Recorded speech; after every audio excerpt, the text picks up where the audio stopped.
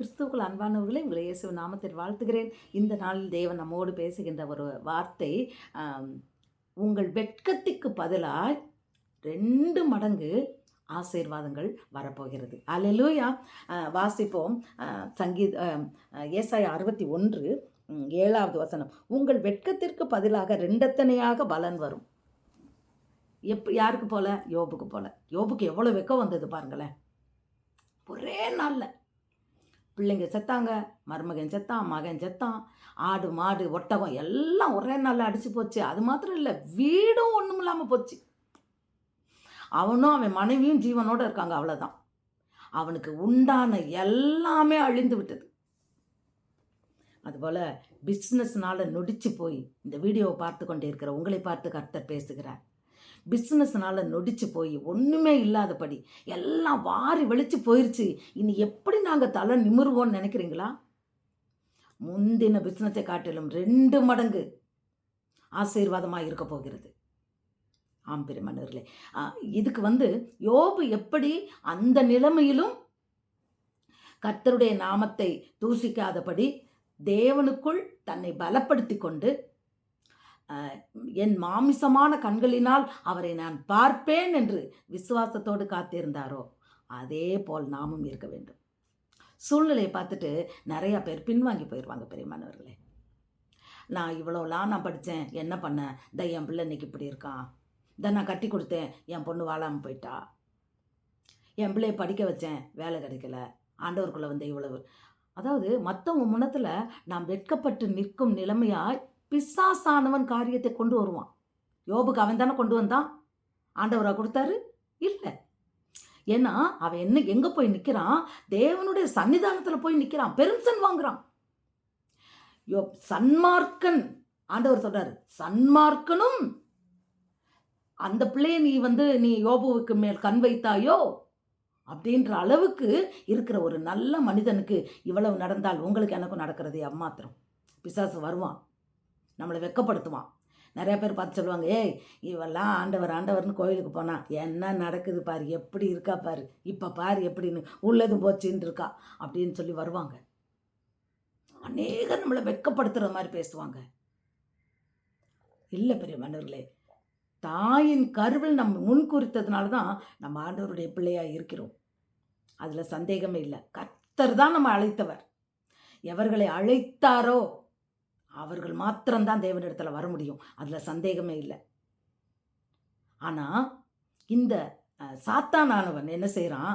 இந்த காரியங்களை எடுத்து நம்மளை வெட்கப்படுத்தும் போது கர்த்தர் சொல்லுகிறார், உன் வெட்கத்துக்கு பதிலாக 2 மடங்கு பலன் உனக்கு வரும்.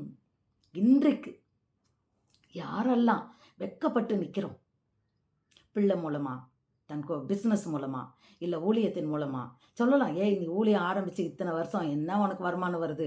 சொந்தமே பேசலாம், சொந்த மனைவி சொல்லலாம், புருஷன் சொல்லலாம், சொந்த பிள்ளைகள் சொல்லலாம்.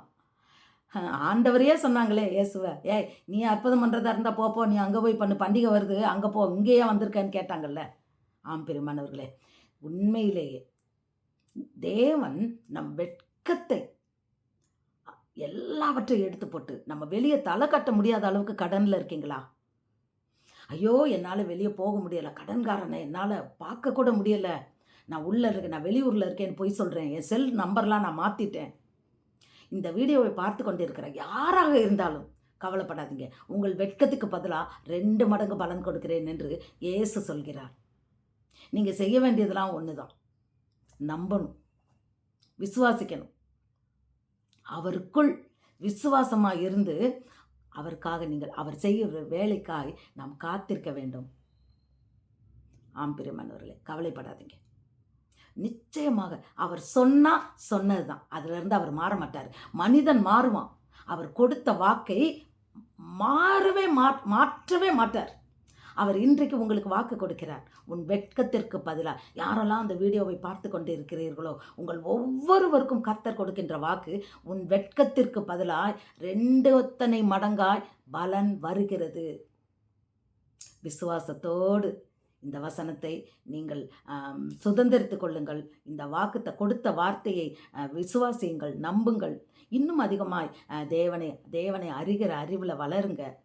அந்த விசுவாசத்தில் உறுதியாய் நில்லுங்க. எனக்கு என் வெட்கத்தை ஆண்டவர் மாற்றுவார். நான் வெட்கப்பட்டு போவதில்லை. நிச்சயமாக அவருடைய பிள்ளைகளை அவர் வெட்கப்படுத்த மாட்டார். வெட்கப்பட்டு போவதில்லை ஏசையா, நாங்க வெட்கப்பட்டு போவதில்லை ஏசையா, வெட்கப்பட்டு போவதில்லை ஏசையா, நாங்க வெட்கப்பட்டு போவதில்லை ஏசையா, உம்மோட பிள்ளைகள் நாங்கய்யா, மாசில்லா இரத்தத்தாலே மீட்டு கொண்டவரே, மறுபடி எங்களை பிறக்க வைத்தீரே. அல்லேலூயா, அல்லேலூயா, அல்லேலூயா, அல்லேலூயா. ஆம் பிரியமானவர்களே, நாம் வெட்கப்பட்டு போவதில்லை. ஏனென்றால் அவருடைய பிள்ளைகளாய் அவருடைய சொந்த இரத்தத்தினால, மாசில்லாத இரத்தத்தினால நாம் பிறந்திருக்கிறோம். நாம் வெட்கப்பட்டு போவதில்லை. அவர் பிள்ளைங்களுக்கு தான் அந்த சுதந்திரம். கவலைப்படாதீங்க. நிச்சயமாக இந்த வெட்கத்துக்கு பதிலால் 2 மடங்கு பலன் உங்களை தேடி வரப்போகிறது. கர்த்தர் உங்களை தலை நிமிர பண்ண போகிறார். அவர் சாட்சியாய் நிறுத்துவார். God bless you.